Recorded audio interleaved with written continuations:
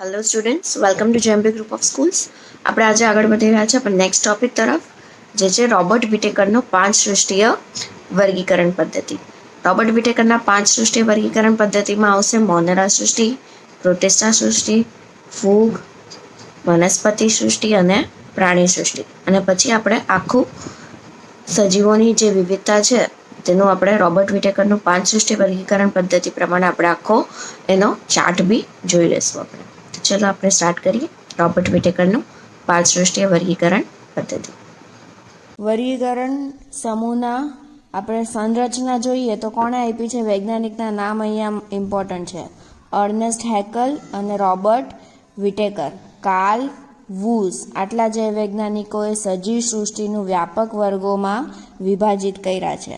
તો સૌથી પહેલાં રોબર્ટ વિટેકર આવ્યા. રોબર્ટ વિટેકરે શું કર્યું? બધા સજીવોને 5 વર્ગમાં વિભાજિત કર્યા. 5 સૃષ્ટિય વર્ગીકરણ આપ્યું એમને. કઈ 5 સૃષ્ટિ છે આ? મોનેરા, જેમાં બધા બેક્ટેરિયા આવી જશે. પ્રોટિસ્ટા, જેમાં બધા પ્રજીવો આવી જશે. ફૂગ, વનસ્પતિ સૃષ્ટિ અને પ્રાણી સૃષ્ટિ. તો 5 સૃષ્ટિય વર્ગીકરણ આપ્યું. કોણે? રોબર્ટ વિટેકરે. વુઝે શું કર્યું? કાર્લ વુઝે આ 5 સૃષ્ટિય વર્ગીકરણ છે ને તેમાં મોનેરા સૃષ્ટિને વિભાજિત કરી છે એમાં આર્કી બેક્ટેરિયા અને યુ બેક્ટેરિયામાં.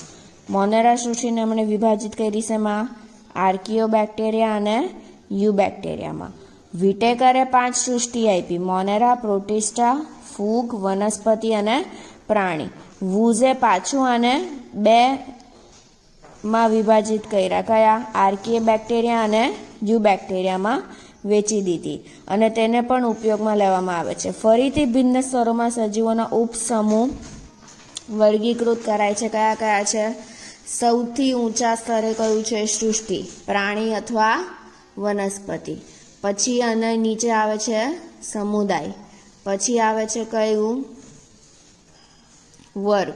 હવે સમુદાય શબ્દ છે ને આપણે માત્ર પ્રાણીઓ માટે વાપરશું. જ્યારે વનસ્પતિની વાત આવે ને ત્યારે સમુદાય શબ્દનો વપરાશ થતો નથી, ત્યારે વિભાગ શબ્દનો વપરાશ થાય છે. પછી છે ગોત્ર, કુળ, પ્રજાતિ અને જાતિ. હવે આમ આપણે જેમ જેમ નીચે ઉતરતા જઈએ ને તેમ તેમ શું વધતી જાય? સમાનતાઓ વધતી જશે. સમાનતાઓ વધતી જશે અને ભિન્નતા ઘટતી જાય. સૌથી વધુ સમાન ક્યાં જોવા મળશે? સમાનતાઓ જાતીય સ્તર પર.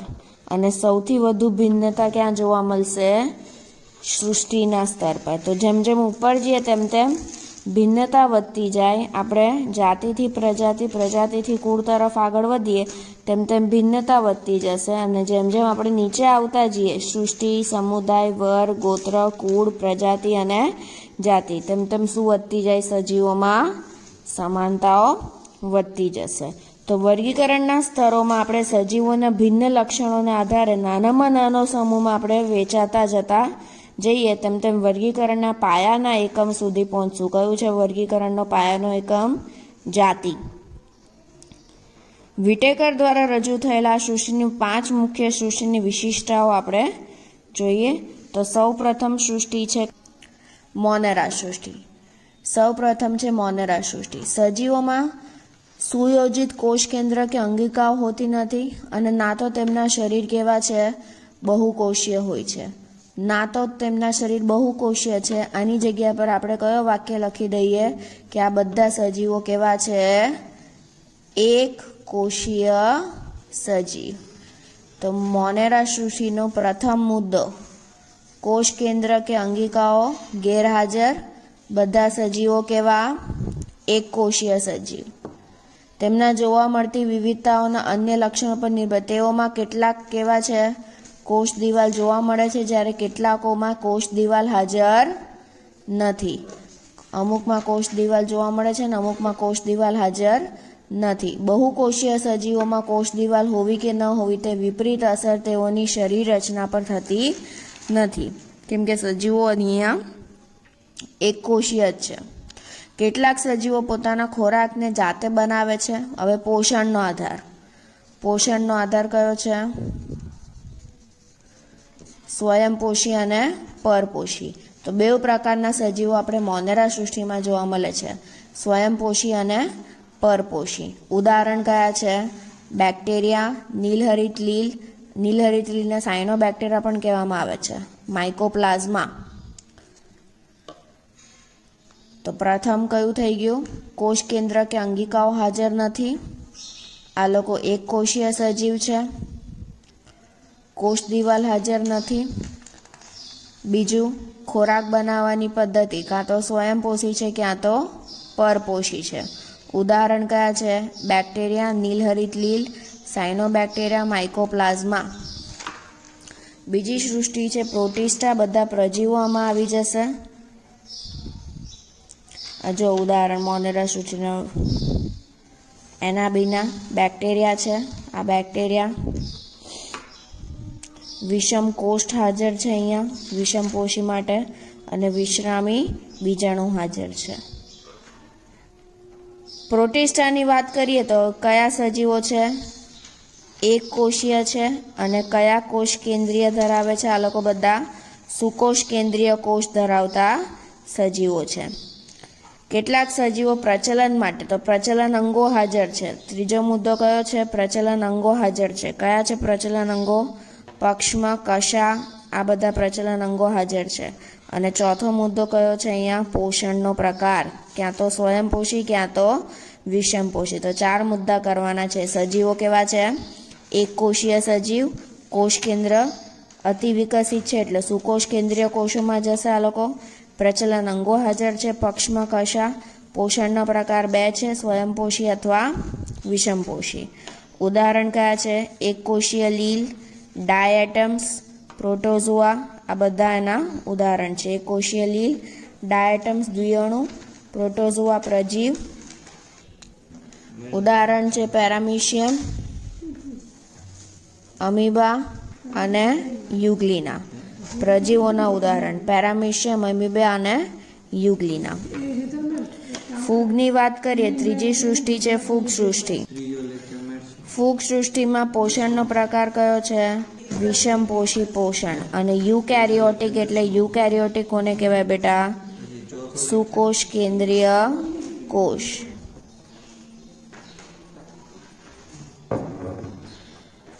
યુકેરિયોટિક સજીવ કયા છે? જેની પાસે સુકોષ કેન્દ્રીય કોષ હાજર છે.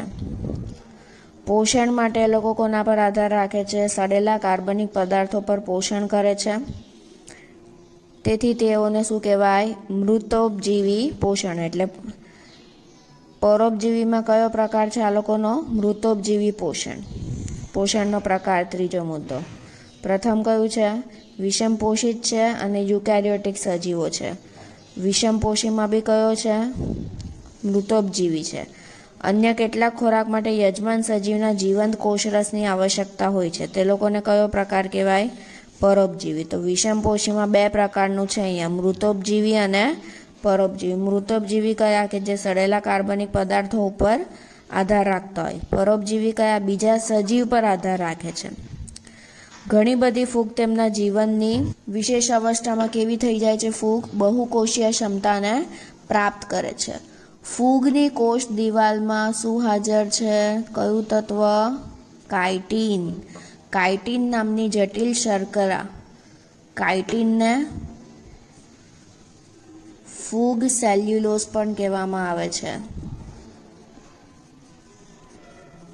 ફૂગ સેલ્યુલોઝ.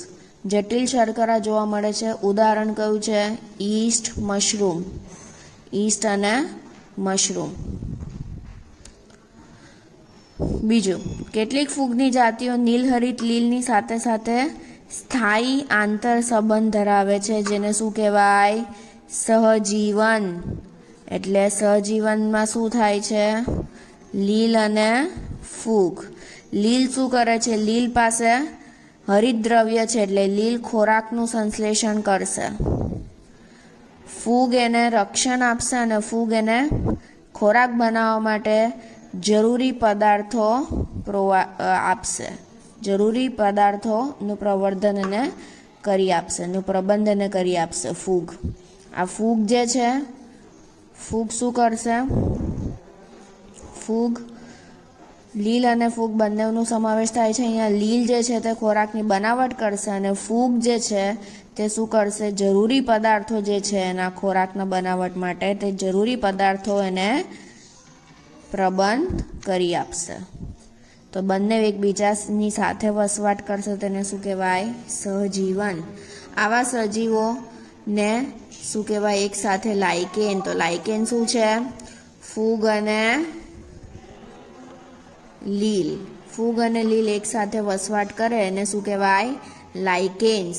મોટા ભાગે ક્યાં જોવા મળે છે આ લાઇકેન્સ? વૃક્ષોની છાલ પર રંગીન ધબ્બાઓના સ્વરૂપમાં જોવા મળે છે આપણને. ચોથી સૃષ્ટિ આપણી છે વનસ્પતિ સૃષ્ટિ. આ વનસ્પતિ સૃષ્ટિમાં કોષ દિવાલ ધરાવતા બહુકોષીય શું છે? કોષ દિવાલ હાજર છે, બહુકોષીય સજીવો છે અને સુકોષ કેન્દ્રીય કોષ ધરાવે છે. પોષણનો પ્રકાર કયો છે? સ્વયંપોષી છે. પોતાનો ખોરાકનું સંશ્લેષણ જાતે કરશે અને પ્રકાશ સંશ્લેષણ માટે હરિતકણનો ઉપયોગ કરે છે. આ વર્ગમાં બધી જ વનસ્પતિઓનો સમાવેશ થાય છે કારણ કે આપણી આસપાસની વનસ્પતિ અને પ્રાણીઓ સૌથી વધારે જોવા મળે છે. બધા જ વનસ્પતિઓ આવી જશે. ઉપવર્ગો આપણે પાછળથી જોશું.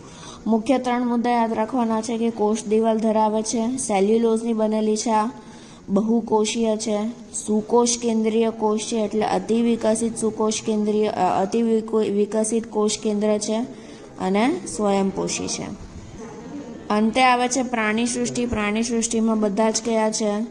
બહુકોષીય અને સુકોષ કેન્દ્રીય સજીવો છે. બહુકોષીય અને સુકોષ કેન્દ્રીય સજીવો છે. આમાં બધામાં કોષ દિવાલનો અભાવ છે. કોષ દિવાલ વગરના બધા સજીવો છે, પ્રાણી સજીવો જેટલા બી છે બધા કોષ દિવાલ વગરના છે. કોષ દિવાલ શેમાં હાજર હતી? વનસ્પતિ સૃષ્ટિમાં કોષ દિવાલ હાજર છે, પરંતુ પ્રાણી સૃષ્ટિમાં કોષ દિવાલ હાજર રહેતી નથી. પોષણનો પ્રકાર આપણે જોઈએ તો આ બધા સજીવો કયા છે? વિષમપોષી પ્રકારનું પોષણ છે એટલે બીજા પર આધાર રાખે છે. પોતાના પોષણ માટે બીજા પર આધાર રાખે છે. કયા? પ્રાણી સૃષ્ટિના બધા સજીવો બીજા પર આધાર રાખે છે પોતાના પોષણ માટે. આમ બેટા આપણે જો સજીવોનો આપણે ચાર્ટ બનાવીએ તો સજીવોનો આપણે વર્ગીકરણનો આપણે જો ચાર્ટ જોઈએ તો વર્ગીકરણ આપણે જોયું છે બેટા 2 મુખ્યત્વે વર્ગીકરણ થશે. આદિકોષ કેન્દ્રીય કોષ અને સુકોષ કેન્દ્રીય કોષ. તો આ પ્રથમ સ્તરનું વર્ગીકરણ છે. આદિકોષ કેન્દ્રીય કોષ અને સુકોષ કેન્દ્રીય કોષ. આદિકોષ કેન્દ્રીય કોષ ધરાવતા સજીવોને શું કહેવામાં આવે છે? પ્રોકેરિયોટિક સજીવો. અને સુકોષ કેન્દ્રીય કોષ ધરાવનાર સજીવોને શું કહેવાય છે? યુકેરિયોટિક સજીવો. આદિકોષ કેન્દ્રીય કોષ ધરાવતા સજીવોમાં બધા એક કોષીય સજીવોનો સમાવેશ થશે. અને સૃષ્ટિ કઈ છે? એક કોષીય અને આદિકોષ કેન્દ્રીય કોષ ધરાવતી સૃષ્ટિ મોનેરા સૃષ્ટિ. આ મોનેરા સૃષ્ટિના ઉદાહરણ અહીંયા લખી દેવા બેટા. બેક્ટેરિયા, સાયનોબેક્ટેરિયા આપણે જોયા ને, આના બેના એ આવી જશે. સુકોષ કેન્દ્રીય કોષ ધરાવતા સજીવોને વિભાજિત થશે એક કોષીય સજીવ અને બહુકોષીય સજીવ. એક કોષીયમાં કઈ સૃષ્ટિ આવશે? પ્રોટિસ્ટા. અને બહુકોષીયમાં કઈ આવશે? 2 પ્રકારે વિભાજિત થશે, કોષ દિવાલ યુક્ત અને કોષ દિવાલ વિહીન. કોષ દિવાલ યુક્તની વાત કરે તો પ્રકાશ સંશ્લેષણ ન કરી શકતા તેવા સજીવોને શું કહેવાય? કઈ સૃષ્ટિ છે? ફૂગ. અચ્છા, ફૂગમાં કોનાથી બનેલી છે? કાઇટિન. અને પ્રકાશ સંશ્લેષણ કરવાની ક્ષમતા ધરાવતા સજીવોને કઈ સૃષ્ટિ છે? વનસ્પતિ સૃષ્ટિ. વનસ્પતિ સૃષ્ટિમાં કોષ દિવાલ બનેલી છે કોની? સેલ્યુલોઝ. કોષ દિવાલ વિહીનમાં કઈ સૃષ્ટિ છે? પ્રાણી સૃષ્ટિ. અચ્છા, આ લોકોમાં તો કોષ દિવાલ હાજર જ નથી. તો આપણું પ્રથમ 5 સૃષ્ટિ વર્ગીકરણ અહીંયા સમાપ્ત થાય છે. કઈ સૃષ્ટિ? 5 સૃષ્ટિમાં મોનેરા, પ્રોટિસ્ટા, ફૂગ, વનસ્પતિ અને પ્રાણી સૃષ્ટિ. 5 સૃષ્ટિનું આપણે વર્ગીકરણ અહીંયા સમાપ્ત કર્યું. તો આપણે આજના ટોપિકમાં આપણે શું જોયું કે સજીવોના વર્ગીકરણની પદ્ધતિ જોઈ, કયા આધારે આપણે સજીવોને વર્ગીકૃત કરી શકશું.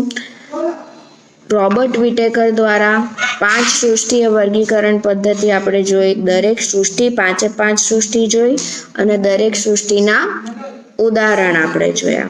ઓકે, નેક્સ્ટ લેક્ચરમાં આપણે કઈ સૃષ્ટિ જોશું? વનસ્પતિ સૃષ્ટિ.